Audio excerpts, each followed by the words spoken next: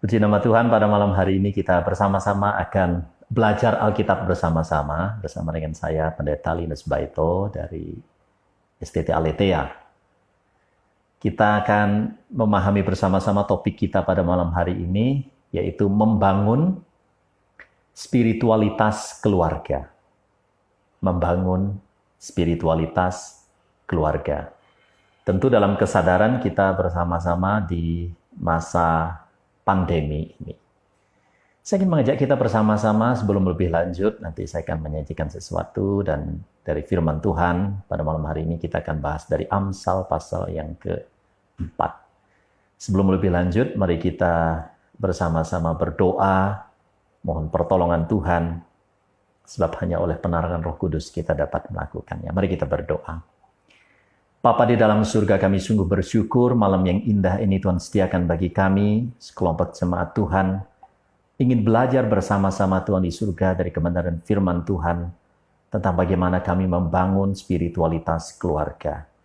Bukan hanya spiritualitas kami secara personal, atau beberapa kelompok orang di tempat kerja kami, atau teman dan relasi, atau rekan seprofesi, tetapi keluarga kami.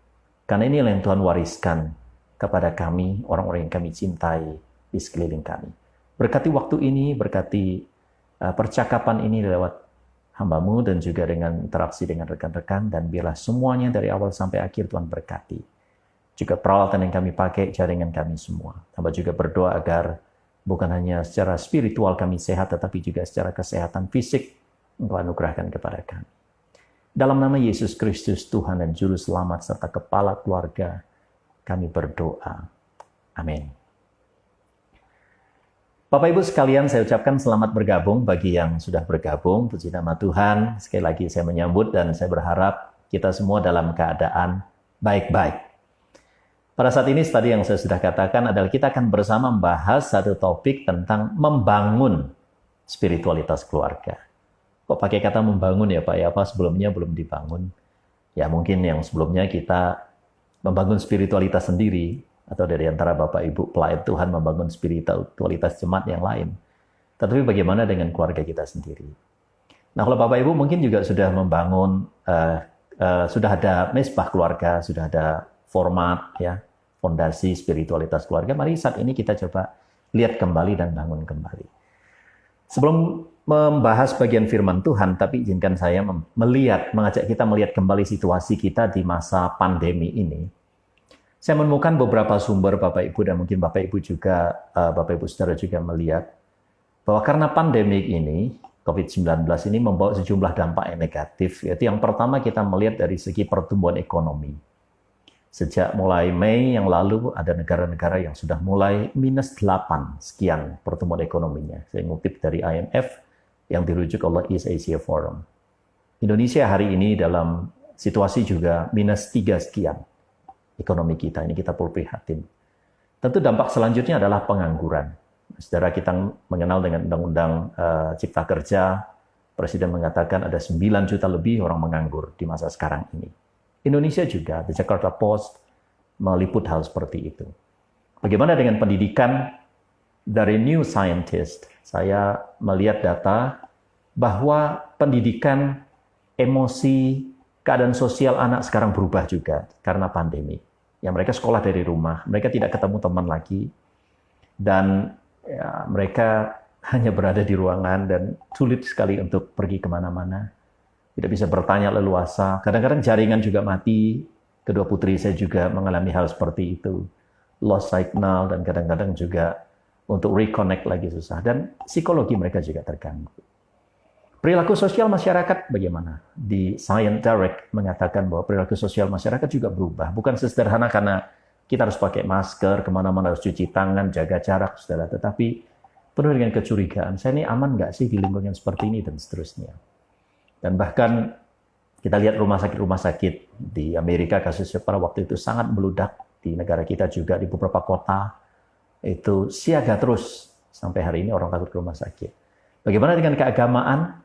Menarik dari Religion and Diplomacy, dari web yang saya bacakan di situ dari UK, Religion and Diplomacy mengatakan kalau keadaan ini terus berlangsung, maka agama akan mengalami masa resesi, saudara. Sebab sampai kapan gereja menjalani sesuatu yang tidak normal seperti begini, ya? Walaupun mereka mengharapkan new normal. Ada teman saya mengatakan next normal. Tetapi ada yang berkatakan jangan berharap ada new normal atau next normal. Kita totally change. Nanti saya akan bagikan kepada kita. Nah, gereja mengalami masa resesi. Bagaimana dengan spiritualitas kita secara personal sebelum keluarga? Kita lihat. Dari web CNBC, sebenarnya ini lembaga berita umum CNBC luar negeri mengatakan COVID-19 pandemic test everyone's spiritual well-being. Bahwa pandemi ini, COVID-19 ini menguji semua kesehatan kerohanian kita. Baik itu atheist, demikian juga orang-orang yang percaya. Loh, kok ke ateis ada spiritualitasnya? Ya. Karena kendati pun mereka tidak percaya ada Tuhan, mereka tetap percaya bahwa alam ini sesuatu tempat yang kita bisa sandari untuk kehidupan. Tetapi ternyata sekarang, bahwa alam ini pun juga bukan menjadi tempat yang aman, yang nyaman lagi. Kata mereka, ini benar-benar menguji. Nah, oleh karena itu, di dalam berita ini, di CNBC tentang COVID Pandemic Test Everyone Spiritual Well-Being, mengatakan bahwa selama krisis besar terjadi seperti pandemi COVID-19 ini, kita perlu memastikan bahwa setiap orang mendapat perhatian secara rohani, perhatian secara spiritual. Nah, inilah yang menghantar saya untuk mengajak kita bersama-sama melihat nanti satu bagian firman Tuhan yang akan kita baca. Dari Mayo Clinic juga concern khususnya dengan hal-hal yang bersifat psikologi. Dia mengatakan bahwa COVID-19 dan spiritual life itu control anxietiness of your family. Jadi untuk mengimbangi kecemasan, anxiety di tengah-tengah COVID-19 ini, pandemi ini, maka perlu ada spiritual life. Caranya bagaimana? Ada 3 cara yang diusung oleh penulis Mayo ini. Yaitu yang pertama, kita perlu meniru orang-orang yang mempunyai model yang baik, contoh yang baik dalam kehidupannya.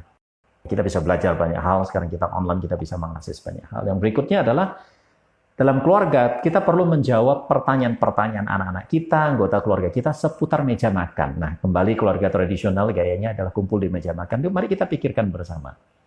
Itu untuk ke lingkungan yang baik dalam keluarga kita. Dan yang berikutnya adalah bagaimana kita menarik pelajaran-pelajaran penting, kita refleksikan bersama, kita tanya anak kita, tanya istri kita, atau suami kita, atau anggota keluarga yang bersama dengan kita, bagaimana kita menyikapinya bersama dalam masa-masa seperti ini. Nah, itu hal-hal umum yang kita refresh ya dari situasi luar, bagaimana tentang pandemic COVID ini berdampak kepada kehidupan seseorang baik secara psikologi maupun secara spiritual. Pada malam hari ini mari kita melihat bagian firman Tuhan. Kalau saudara ada Alkitab, mari buka bersama dengan saya, kita akan membaca Amsal pasal 4, ayat yang pertama, saya sampai pada ayat yang ke-10 saja membacakannya nanti, untuk melandasi PA kita pada malam hari ini tentang bagaimana membangun spiritualitas keluarga di masa pandemi ini. Saya akan bacakan firman Tuhan dari Amsal pasal 4, ayat yang pertama. Dengarkanlah hai anak-anak, didikan seorang ayah, dan perhatikanlah supaya engkau beroleh pengertian. Karena aku memberikan ilmu yang baik kepadamu. Janganlah meninggalkan petunjukku. Karena ketika aku masih tinggal di rumah ayahku sebagai anak, lemah dan sebagai anak tunggal bagi ibuku, aku diajari ayahku, katanya kepadaku. Biarlah hatimu memegang perkataanku, berpeganglah pada petunjuk-petunjukku, maka engkau akan hidup. Ayat yang kelima, perolehlah hikmat, perolehlah pengertian, jangan lupa dan jangan menyimpang daripada perkataan mulutku. Janganlah meninggalkan hikmat itu, maka engkau akan dipeliharanya. Kasihilah dia, yaitu hikmat itu. Maka engkau akan dijaganya. Permulaan hikmat ialah perolehlah hikmat. Dan dengan segala yang kau peroleh, perolehlah juga pengertian. Junjunglah dia, yaitu hikmat itu tadi ya. Maka engkau akan ditinggikannya. Engkau akan dijadikannya terhormat apabila engkau memeluknya. Ia akan mengenakan kerangka bunga yang indah di kepalamu, mahkota yang indah akan dikaruniakannya kepadamu. Ayat 10 bagian terakhir. Hai anakku, dengarkanlah dan terimalah perkataanku, supaya tahun hidupmu menjadi banyak. Demikian pembacaan firman Tuhan bagi kita pada malam hari ini. Setelah ada seorang hamba Tuhan, ada seorang sebenarnya ahli Alkitab yang bernama Thomas Wise, di dalam satu Living Non-Legend at Jesus Company, dia memahami Amsal itu demikian, bahwa kitab Amsal ini adalah sebuah buku yang berisikan instruksi-instruksi tentang bagaimana suatu kehidupan berkenan kepada Allah dan mendatangkan kedamaian bagi sesama manusia. Buku Amsal atau kitab Amsal ini adalah buku yang berisi banyak instruksi, banyak petunjuk, banyak hikmat, bagaimana orang hidup berkenan kepada Allah dan juga di hadapan manusia. Itu menurut Thomas Wise. Izinkan saya juga mengajak kita melihat bagaimana keadaan keluarga Asia, struktur sosial kita di Asia, struktur sosial masyarakat maksud saya. Bahwa struktur sosial masyarakat di Asia ini adalah struktur sosialnya keluarga. Sama seperti Amsal yang kita baca ini dalam pasal yang keempat ayat 1-10. Ini juga berbicara tentang keluarga. Nah dari sini saya ingin mengajak kita bersama bagaimana nanti membangun spiritualitas kita di dalam keluarga.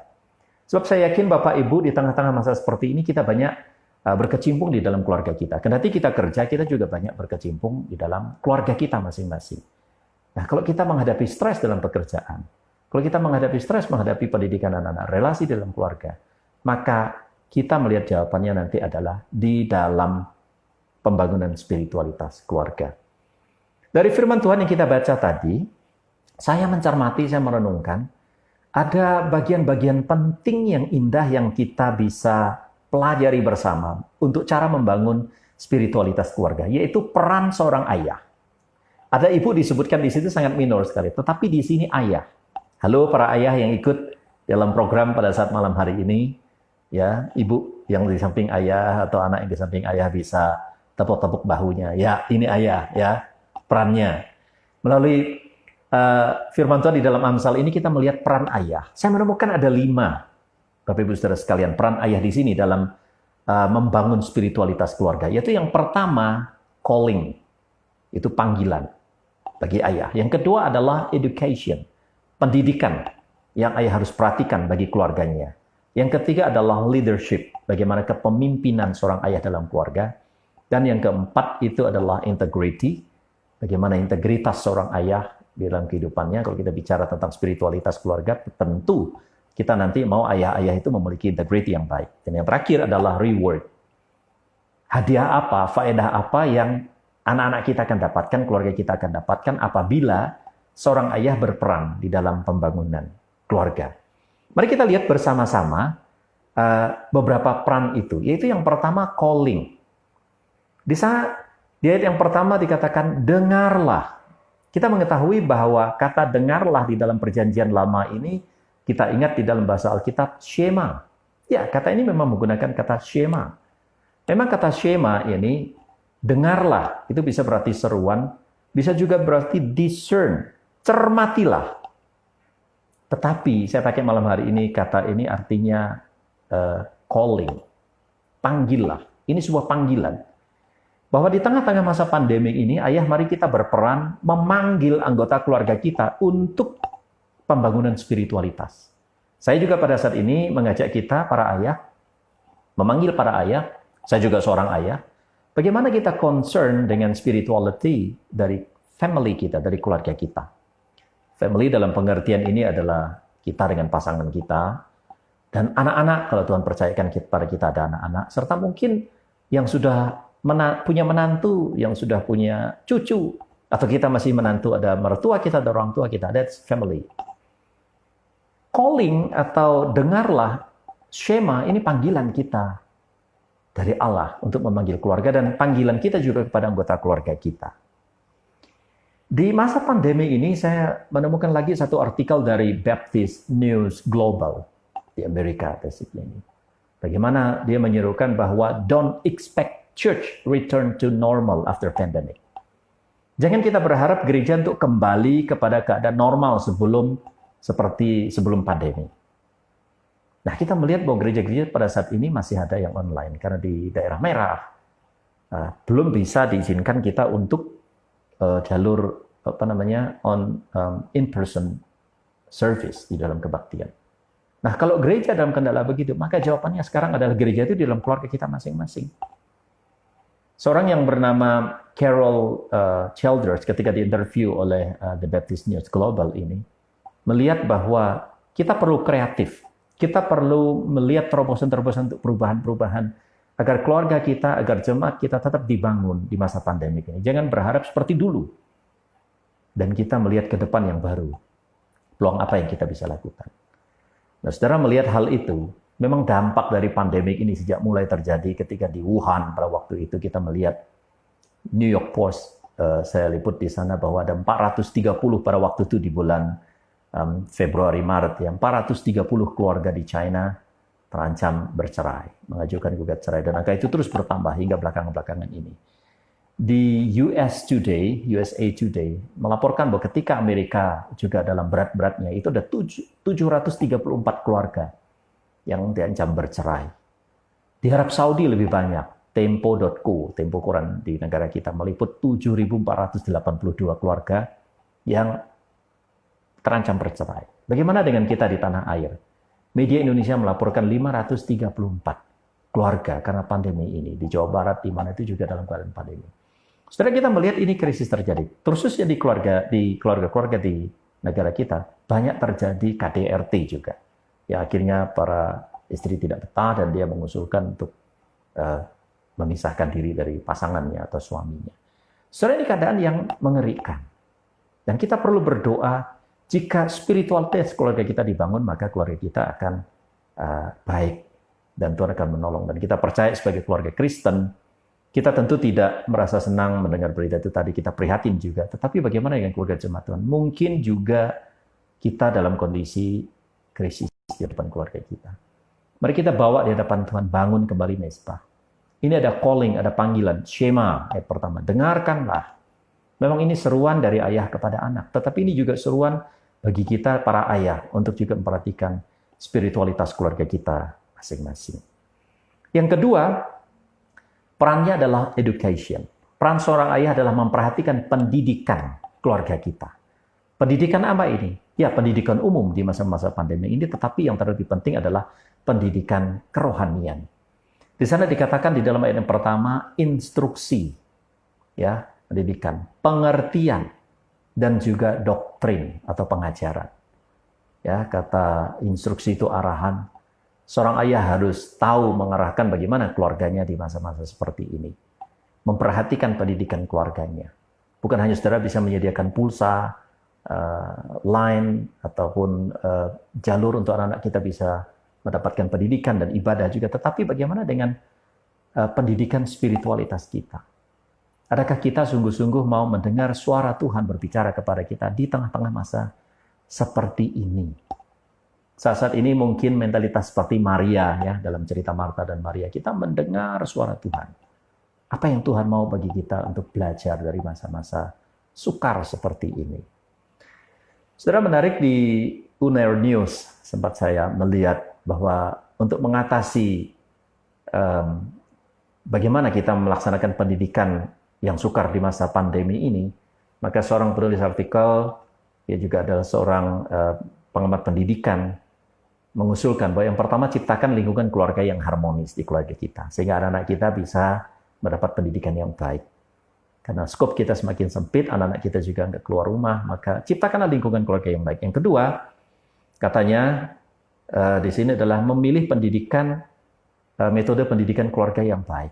Nah, tentu metode pendidikan yang baik ini adalah dengan sistem dialog. Bukan lagi main perintah, cuek, dan seterusnya. Yang ketiga adalah memberikan perhatian. Kita sungguh-sungguh kepengen memperhatikan anak-anak kita. Ya, memperhatikan anggota keluarga kita. Berikut, menciptakan komunikasi yang demokratis. Ya, jadi ayah tidak bisa otoriter lagi. Dia harus demokratis, mendengar pandangan anak-anak juga, menanya pendapatnya, bila perlu berefleksi. Terus mengapresiasi anak-anak kita. Memberikan dia penghargaan, memuji dia. Selama ini mungkin kita mengabaikannya. Dan juga berpartisipasi. Ya, partisipasi mengajak mereka terlibat. Ya, tidak salah juga mengajak anak-anak merancangkan makanan apa untuk hari ini. Ya, dan libatkan juga mereka untuk bersih-bersih rumah setelah tentu jam sekolah. Juga mencuci piring dan seterusnya, ini yang kami lakukan di keluarga kami. Menarik sekali. Loh Pak, bicara tentang spirituality kok akhirnya kehidupan sehari-hari ya. Istilah spiritualitas, saya memang tidak mendefinisikan ini dari awal tadi, bahwa ini bukan hanya yang urusan rohani, urusan ibadah saja Bapak Ibu. Yang urusan sehari-hari tentang belajar, tentang kehidupan di rumah itu lahiriah, ya, duniawi, bukan. Spiritualitas itu utuh, yaitu segala aspek kehidupan kita kaitkan untuk kemuliaan nama Tuhan. Untuknya Tuhan dilibatkan dan kita merasakan keterlibatan Tuhan. That is spirituality. Jadi totalitas kehidupan kita yang kita kaitkan, termasuk di dalam pendidikan. Nah, lebih-lebih juga di dalam pendidikan rohani.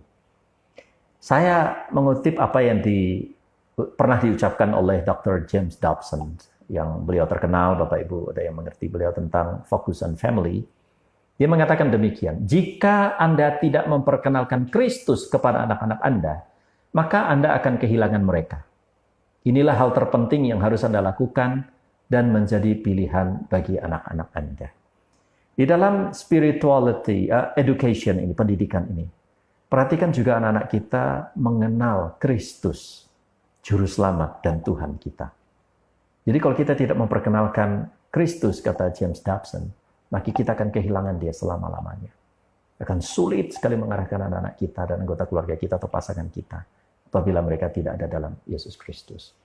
Kalau saya merujuk di dalam Roma pasal 12, ayat yang kedua dan yang ketiga, tentang berubahlah oleh pembaruan budi, ini berbicara tentang transformasi pikiran, maka baiklah kita juga membangun atau mendidik kehidupan spiritualitas keluarga kita agar mengalami pembaruan. Kata metamorphoneste yang Paulus katakan di sana, pembaruan bukan perbaiki.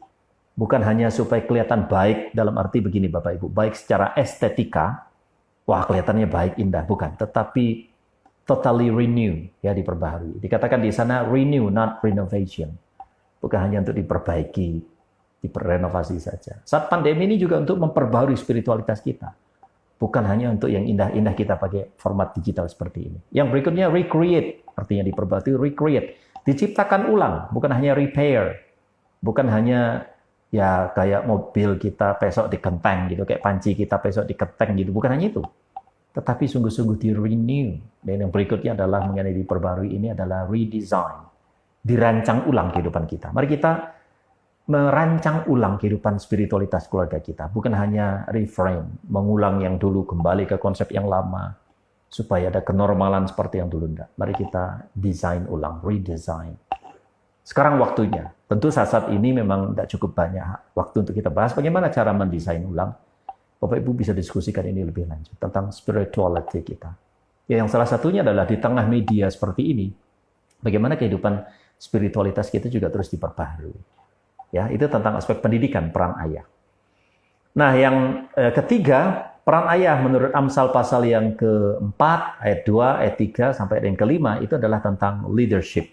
Bagaimana kepemimpinan ayah di dalam keluarga untuk pembangunan spiritualitasnya. Dikatakan di sana, marilah anak-anak mentaati hukumku, mentaati petunjukku. Istilah hukum, petunjuk ini adalah arah. Ayah harus bisa memberikan arah. Kemana arah kehidupan keluarga kita? Ya hanya mengatakan kepada Kristus, kepada siapa lagi. Dan kehidupan spiritual seperti apa? Ayah yang ambil peran. Mari para ayah kita berperan di sini. Kepemimpinanmu dinantikan oleh keluarga kita dalam membangun spiritualitas. Kalau kita ingat bangsa Israel, ketika seorang rajanya, seorang pemimpin itu mencari Tuhan, maka umatnya juga mencari Tuhan dan mereka mendapat belas kasihan dari Tuhan. Sebaliknya, ketika para raja melakukan hal yang jahat di mata Tuhan, Alkitab katakan bukan hanya raja dan keluarganya yang menderita, tetapi juga seisi bangsa itu juga menjadi runtuh. Demikian juga para ayah. Kalau Bapak katakan, kok para ayah terus ibu di mana? Ya, ayah bersama dengan ibu orang tua pada saat ini. Dan juga ayat 3, ayat 5, ayat 4, kita melihat di sana ada peran hikmat. Carilah hikmat, kejarlah hikmat seperti yang kita dengar waktu dibaca tadi itu. Nah, dalam kepemimpinan ini perlu hikmat. Kita mungkin bingung ya, bimbang bagaimana di tengah kondisi seperti ini keluarga kita bisa berhikmat. Tentu kita mohon pimpinan dan pertolongan Tuhan. Izinkan saya merujuk kepada krisis keluarga yang terjadi di Amerika sejak tahun 2011 yang dikutip oleh Albert Mohler. Dia adalah seorang presiden dari Southern Seminary, The Southern Seminary. Dia mengatakan bahwa 40% bayi-bayi di Amerika pada tahun 2012 yang lalu lahir tanpa pasangan nikah. Dan pasangan tersebut akhirnya kita melihat terus meningkat tanpa ada status nikah yang resmi. Pasangan-pasangan yang kumpul yang melahirkan anak-anak itu. Anak-anak remaja hidup di dunia digital, dan akhirnya kita melihat perceraian meningkat. Itu sejak tahun 2011 yang lalu. Nah, kalau demikian, maka disimpulkan bahwa terjadi krisis dalam keluarga. Nah, ternyata dia mengatakan the family crisis as the theological crisis juga. Ternyata kalau krisis dalam keluarga itu terjadi karena ada krisis teologi juga terjadi, khususnya teologi tentang keluarga. Nah, yang benar itu apa menurut Mohler? Keluarga itu menurut Mohler adalah secara natural, itu menurut konsep Alkitab, itu adalah keluarga antara Allah dan umatnya, dan suami dan istri. Itu natur dari keluarga. Keluarga itu adalah sebagai pelindung bagi generasi perjanjian. Ya, generation covenant. Bahwa anak-anak yang terakhir dalam kehidupan keluarga kita itu adalah anak-anak perjanjian. Dan kita sebagai orang tua harus melindungi mereka. Peran kepemimpinan kita juga adalah protect, melindungi keluarga kita. Keluarga sebagai agen kerajaan Allah. Mari keluarga kita yang spiritualitasnya dibangun sebagai agen untuk memberitakan Kristus. Memberitakan kerajaan Allah melalui keluarga kita. Dan terakhir dikatakan di sini adalah keluarga itu adalah gambaran dari relasi kekekalan. Terus bagaimana kita menikmati indahnya relasi dalam keluarga. Nah, kalau keluarga kita indah itu. Itu adalah miniatur nanti keluarga besar di surga. Ya, yang kekal, yang mulia. Selama-lamanya nanti kita menikmatinya bersama dengan Allah. Yang keempat, peran ayah itu adalah menunjukkan keteladanannya atau integrity-nya, ayat 3 dan 4 dari Amsal pasal 10 ayat 3 dan 4. Di sini dikatakan menjaga muka. Ketika aku masih lemah, ya aku dirawat, digendong oleh ibuku. Dalam bahasa Indonesia tidak terlalu kelihatan di situ. Tapi dalam terjemahan bahasa Inggris kita melihat bahasa Ibrani itu menggunakan kata panim, face. Bagi kita orang-orang Tionghoa, penting sekali muka orang tua, ya, itu dijaga. Dalam arti muka orang tua itu artinya hormat, ya, kehormatan orang tua, kedikdayaan orang tua itu menjaga muka. Jangan sampai muka orang tua turun, istrinya kehilangan muka. Nah, orang tua sendiri harus menunjukkan integritas yang baik. Bagaimana dia meneladani orang tuanya masa lalu menurut konteks ayat di sini. Kita juga menunjukkan teladan yang baik. Sehingga kita itu adalah orang yang berintegritas. Kita tidak hanya memanggil, memaksa keluarga kita membuat integritas spiritualitas yang baik, bah kita sendiri payah berspiritualitasnya, ini tidak bisa.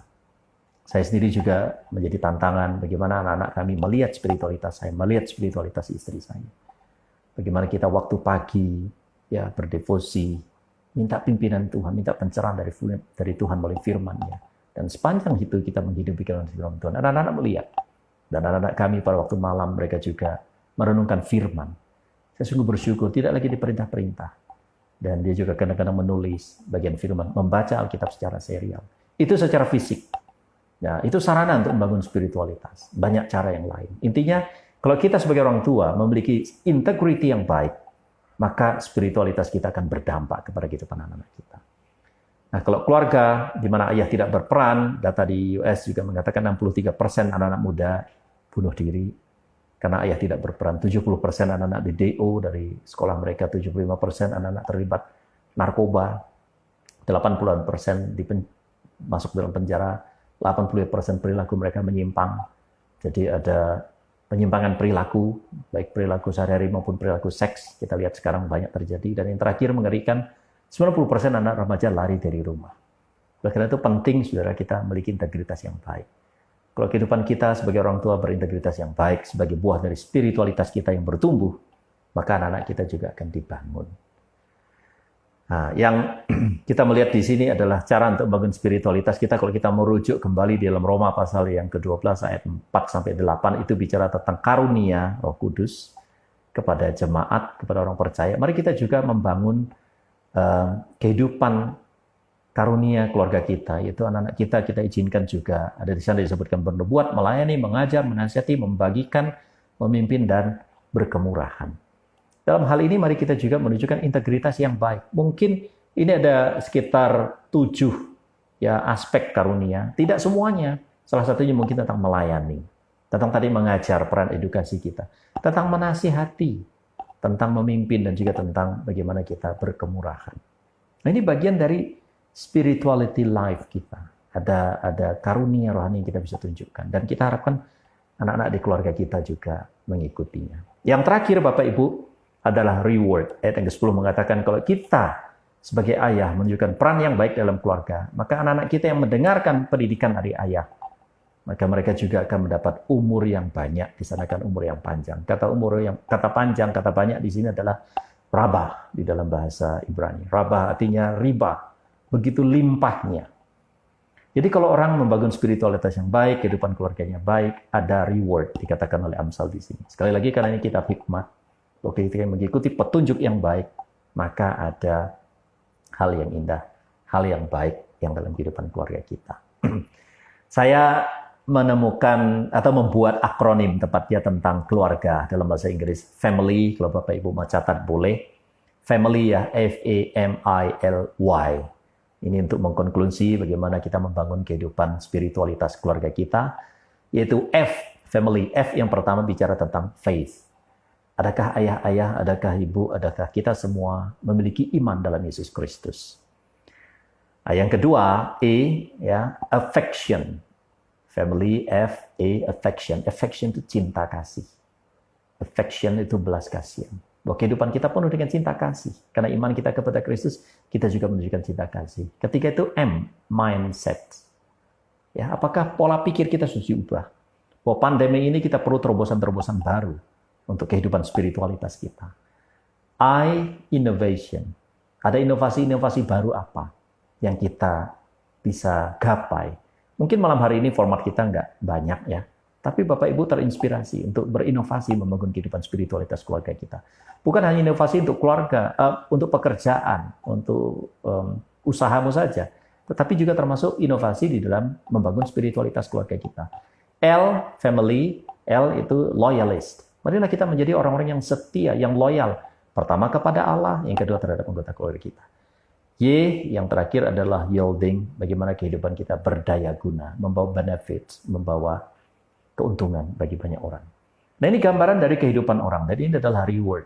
Bagi kita beriman, F ya, affection, mindset, innovation, loyalist, dan yielding. Saya akan bagikan nanti ini teks ini kepada Bapak Ibu yang berminat. Saya merujuk bagian akhir dari bagian presentasi saya malam hari ini tentang kutipan dari seorang hamba Tuhan D.L. Moody. Dia mengatakan, seseorang harus hidup sedemikian rupa sehingga setiap orang tahu bahwa ia adalah seorang Kristen. Dan yang paling utama harus tahu ialah keluarganya. Bagaimana kita hidup sebagai Kristen? Budi mengatakan, setiap orang perlu tahu. Dan yang terpenting, yang paling perlu tahu yang pertama adalah anggota keluarga kita yang dekat dengan lingkungan di mana kita berada bersama-sama dengan mereka. Bapak Ibu, itu langkah-langkah untuk membangun spiritualitas keluarga kita. Mari kita perhatikan calling dari Tuhan. Mari kita juga perankan peran edukasi kepada keluarga kita. Mari kita juga ambil peran memimpin keluarga kita dalam aspek leadership. Dan kita menunjukkan integrity yang baik. Serta kita juga suatu hari mendapatkan reward. Anak-anak kita akan mendapatkan reward. Kalau di sini umur panjang, tetapi nanti kita kehidupan kekal selama-lamanya di sorga yang mulia. Tentu karena kita beriman kepada Yesus Kristus dan bertumbuh dalam kerohanian. Kiranya Tuhan Yesus Kristus memberkati. Apabila ada di antara Bapak Ibu yang kepingin bertanya, bisa chat di situ dan saya mencoba merespon sesuai dengan waktu yang tersedia. Jika semuanya bisa saya respon. Namun kalau tidak nanti bisa japri, kita akan bersama-sama.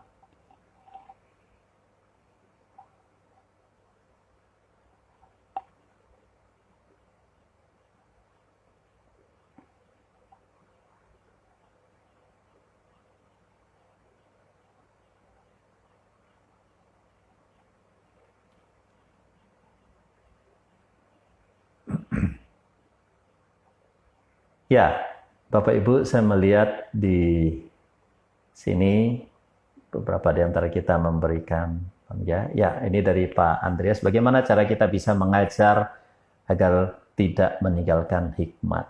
Terima kasih, Pak Andreas. Mengajar agar tidak meninggalkan hikmat, yaitu yang pertama-tama tentu kita minta pimpinan Roh Kudus terlebih dahulu kepada Tuhan yang kita ajar. Dan yang kedua, kita mengajarkannya betul-betul mengajarkan kebenaran firman Tuhan.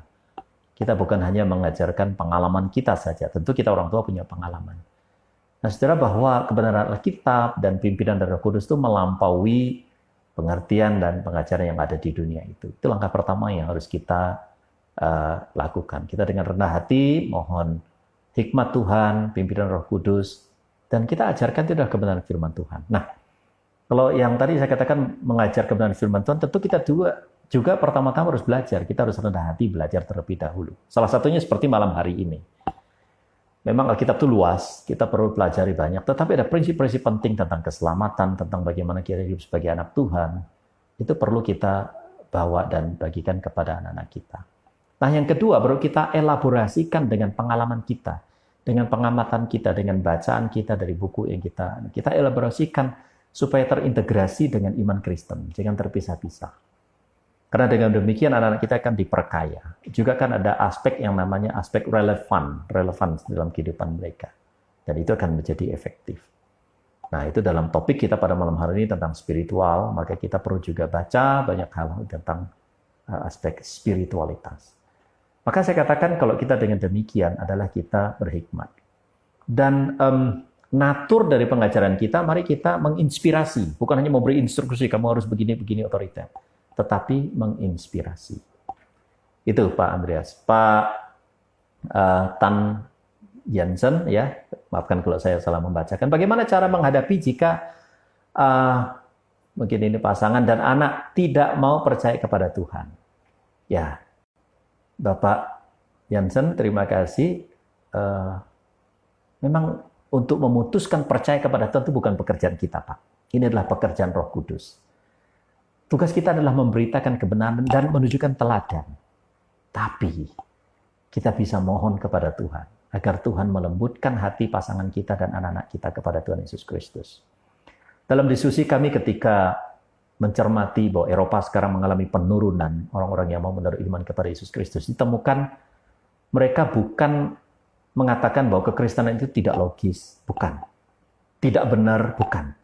Mereka justru mengatakan kekristenan sudah benar dan logis. Bahkan bukan tidak baik, baik katanya. Tetapi tidak ada kait-mengaitnya dengan kehidupan saat tidak relevan. Nah, ini penting. Kita agar melihat bagaimana juga anak sama istri kita relevan kehidupannya dari kehidupan kita. Itu contoh kita sebagai orang-orang percaya, kita beri contoh yang baik. Dan saya sendiri mempunyai punya penekanan bahwa relasi itu penting. Kalau kita berelasi dengan Tuhan sebagai utama kita, maka kita juga harus berelasi dengan sesama. Pasti mereka akan mendapatkan dampak dari kehidupan kita. Kita akan menunggu waktu. Mungkin selama kita hidup di dunia ini kita melihat mereka bertobat dan suatu hari nanti kita akan melihat mereka sungguh-sungguh ikut Tuhan. Relasi itu powerful, Bapak Ibu. Kita berbuih-buih berbicara kepada orang-orang belum tentu yakin. Tetapi ketika kita memiliki relasi yang baik, kehidupan etika yang baik, kita menolong, simpati, dan orang mengatakan, ya, aku bisa merasakan Tuhan yang nyata melalui hidupmu. Bukan hanya dari perkataan. Ya, selain tadi saya katakan kita punya integritas juga, punya contoh yang baik, kehidupan yang baik, kita juga harus berelasi yang baik dengan anggota keluarga kita. Coba cek relasi kita. Nah, kalau semuanya itu sudah ada, Pak, tapi mereka belum percaya, sabar. Tunggu waktu, cepat atau lambat. Pasti mereka juga akan ikut percaya kepada Tuhan. Dan saya berdoa agar keluarga Bapak juga diberi pertolongan oleh Tuhan, membuka hati dan pikiran percaya kepada Tuhan. Bukan hanya pasangan, tapi keluarga besar ya. Family-family yang lain juga percaya kepada Tuhan. Itu yang saya bisa respon, Pak. Baik, dari estimasi waktu, kita masih ada beberapa menit lagi.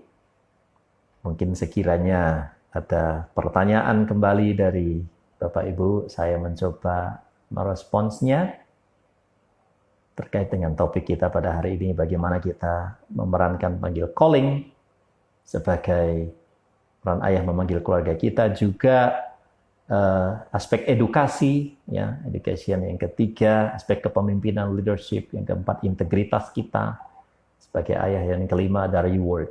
Percayalah bahwa Tuhan akan memberkati, memberi reward bukan hanya dalam hal materi, keuangan, kesehatan, tetapi juga spiritual benefits ya dari Tuhan.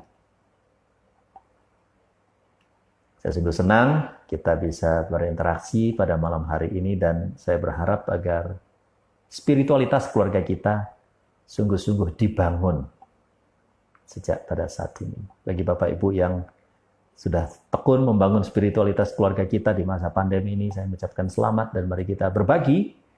Karena era sekarang, era milenial, era digital ini adalah era share, era berbagi. Termasuk saya juga kepengen mendengarkan pengalaman Bapak Ibu, karena mari kita saling menguatkan, saling belajar, sehingga kita terus saling bertumbuh. Ya. Tidak peduli keadaan pandemi ini menyusahkan, banyak kesukaran, kesulitan.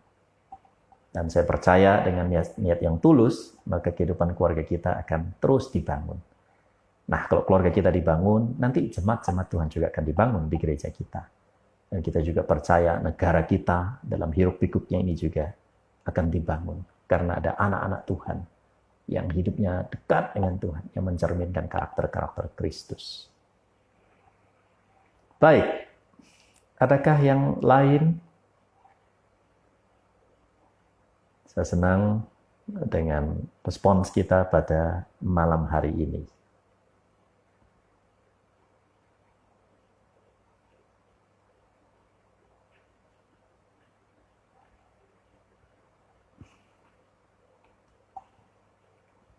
Ya, Bapak Ibu, apabila sudah tidak ada, senang sekali ya.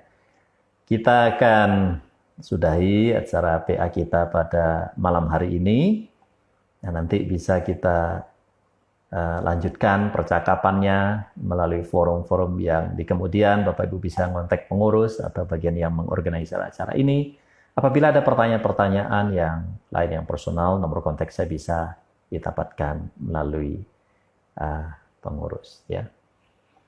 Mari kita berdoa. Kita akan akhiri dan saya akan berdoa untuk Bapak Ibu sekalian agar Tuhan menolong kita. Bapa di dalam surga, terima kasih. Kami boleh bersama-sama memahami firman Tuhan di tengah kesadaran situasi lingkungan kami dikelilingi oleh pandemi. Bukan hanya kami lokal di sini, tetapi secara global di seluruh dunia kami dalam keadaan kesulitan yang sama. Dan kami tahu dampak dari pandemi ini, segala aspek kehidupan manusia mengalami dampaknya, termasuk dalam hal kerohanian. Namun pada malam hari ini Tuhan di surga, biarlah firman-Mu mengarahkan kepada kami, khususnya di dalam keluarga, khususnya lagi kepada para ayah, mengambil peran, memanggil tanggung jawab. Bagaimana kami mendengar panggilan Tuhan dan kami juga meneruskan panggilan itu. Shema, dengarkan, agar kami membangun spiritualitas keluarga kami dengan baik. Dan kami mendidik keluarga kami. Dan kami juga menunjukkan peran kepemimpinan kami kepada keluarga kami. Dan kami memberikan integritas, teladan yang baik. Serta Tuhan di surga kami yakin Tuhan akan memberikan reward, Tuhan akan memberikan anugerah-Mu, hadiah-Mu kepada kehidupan kami yang dibangun di atas spiritualitas yang baik. Berkati semua peserta yang sempat bergabung pada malam hari ini di tengah kesibukan mereka, di tengah kelelahan mereka, bahkan mungkin juga di tengah kehidupan spiritualitas yang sedang bergumul. Tuhan berkati, hamba berdoa dalam nama Yesus, Tuhan teguhkan, kuatkan. Juga biarlah kehidupan kami membawa dampak. Kami berbagi ketika kami, beberapa di antara ikut malam hari ini, kehidupan spiritual yang sudah dibangun, bahkan keluarganya sudah dibangun, biarlah menjadi berkat. Dan Tuhan hamba berdoa untuk jemaat, semuanya, bahkan hamba Tuhan pimpinan di Gereja GKI Ngagel Surabaya, dipakai oleh Tuhan menjadi alat kerajaan-Mu, menyampaikan kemuliaan-Mu, membangun banyak spiritualitas masyarakat yang lain, termasuk dalam jemaat sendiri juga. Kiranya kasih karunia dan damai sejahtera dari Allah Bapa, nyata dari Tuhan kami Yesus Kristus oleh pertolongan Roh Kudus, memberkati kami sekalian, mulai saat ini sampai selama-lamanya. Amin. Amin. Kiranya Tuhan Yesus memberkati kita sekalian. Shalom.